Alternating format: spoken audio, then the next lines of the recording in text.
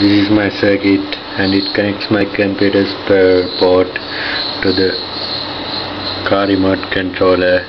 These 4 yellow wires are the data pins coming out from the parallel port of the computer, and this red colored wire is the ground pin coming out from the parallel port, and it connects to the remote controller's ground pin through the circuit. And these are the control point wires,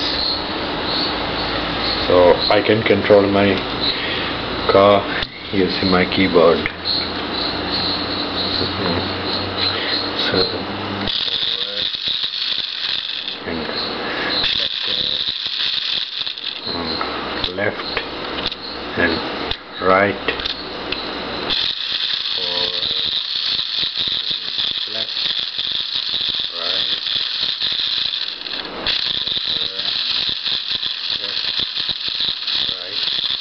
like that, any combination.